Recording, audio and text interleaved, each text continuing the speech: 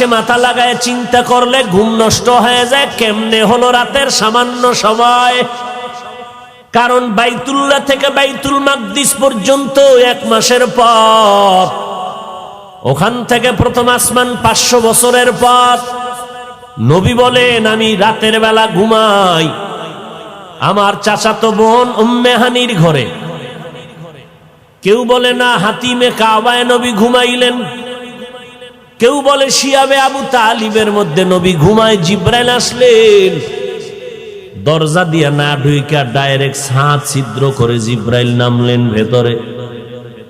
নাইমা নবীর পায়ের কিনারায় মোবারকে পাখা লাগায় দিলেন। নবী সজাগ হয়ে গেলেন। নবী দেখে জিব্রাইল। ভাই জিব্রাইল কি খবর? দরজা ছাড়া ঢুকলেন কেন? উল্টা কাছে কামি হইব সব উল্টা।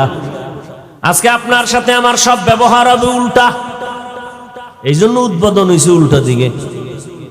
কি ব্যবহার? ওঠেন।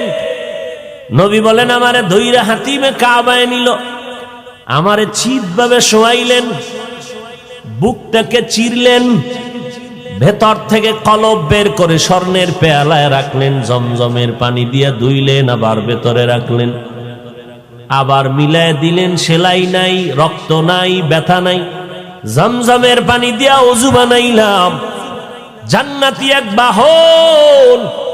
জিব্রাইল বলে নবী বাহনের মধ্যে উঠেন, এটা বোরাক, জান্নাত থেকে নিয়ে আসছি, আমার মাওলায় পাঠাইছেন। হোয়া হুকুম জিব্রাইল কো यूं शिताब बुराक एक जन्नत से कर इंतखाब सजा उसको ज़ेवर से तू ताबपा फिर उसको तू काबा में लेकर के जा। জান্নাতি পোশাক সাজাইয়া বোরাক নিয়ে আসছি। উঠে নবী উঠবেন, বোরাক উঠাইতে চায় না, কেমন যেন অভিমান। বোরাক কেমন কেন করো? কয় জান্নাতের সফর সঙ্গী আমারে বানাবেননি, হাসরের মাঠে আমি বাহন হতে চাই। নবী বললেন বোরাকে উঠলাম, বাইতুল্লাহ থেকে বাইতুল মাকদিস 1 মাসের পথ আমি দেখলাম, চোখের পলকে আমি হাজির। ওখানে গিয়া দেখলাম সব আম্বিয়া কেরাম স্বাগতম জানাচ্ছে আমারে। আজান হয়ে গেল, নামাজের ইমাম কে হবে? জিব্রাইল আমার হাত ধরে বলে নবী আপনি যেখানে হাজির ওই জায়গায় আর কারো ইমামতি করা হারাম।